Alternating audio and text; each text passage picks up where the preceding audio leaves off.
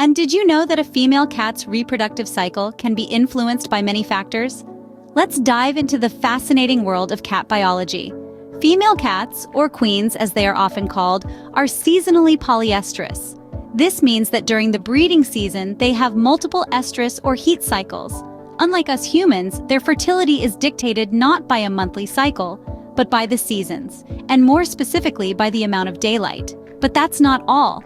Factors such as the cat's age and overall health can also play a significant role in their reproductive rhythms. For instance, kittens as young as 4 months can start going into heat, but it's more common in cats that are around 6 to 9 months old. Understanding a cat's reproductive cycle is key to understanding when and why they go into heat. It's a crucial part of feline biology that every cat enthusiast should be aware of. So, when does a female cat typically go into heat? An intriguing question, isn't it? A female cat's heat cycle, or estrus cycle, is a fascinating process, and it consists of 4 main stages. First up, we have the prestress stage. This is the beginning of the cycle, and it's usually quite short, lasting for just a day or 2. During this time, the female cat may become more affectionate, but she won't yet be receptive to males. Next comes the estrus stage, and this is when things really ramp up. This stage can last anywhere from 3 to 14 days, and it's during this time that your female cat will display those classic in-heat behaviors. She may become more vocal, exhibit rolling behavior, and show a heightened interest in the opposite sex. Following estrus, we have the intrastrus stage. If the female cat has not mated during estrus, she'll enter this rest period that can last up to 2 weeks. Lastly, we have the anastrus stage. This is essentially the off-season for the estrus cycle, a period of sexual inactivity.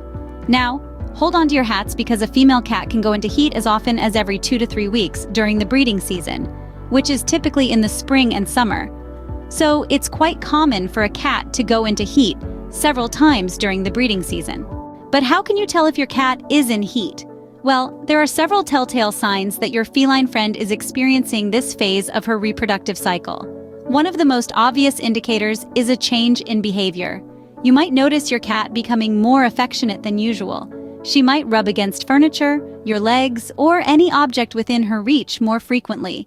This is her way of spreading her scent, indicating to potential mates that she is ready to mate. Another sign is excessive vocalization.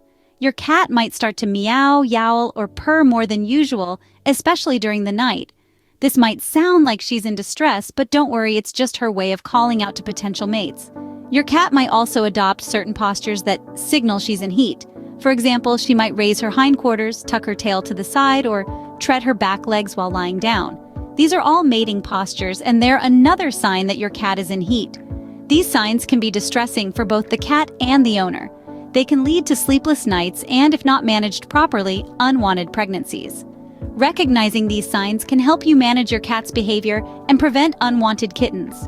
It's important to understand your cat's reproductive cycle and the signs of heat to ensure her comfort and well-being. So keep an eye out for these signs and be ready to give your cat the extra care and attention she needs during this time. And remember, please don't forget to subscribe and like it. Did you know that there are several ways you can manage your cat's heat cycle? First off, spaying is a crucial step. This procedure doesn't just prevent unwanted pregnancies, it also eliminates the risk of certain reproductive diseases. But what if you're not ready to make that decision yet? Well, there are other strategies you can implement.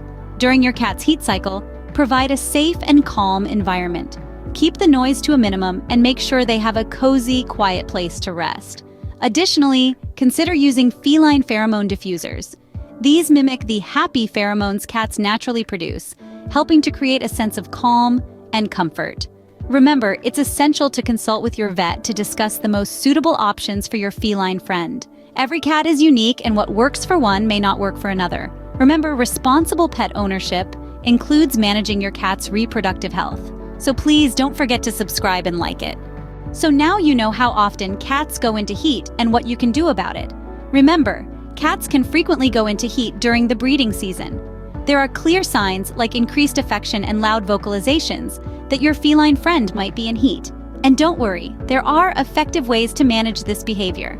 Knowledge is power, and now you're a little bit more powerful. Please don't forget to subscribe and like it if you learned something new about your feline friend today.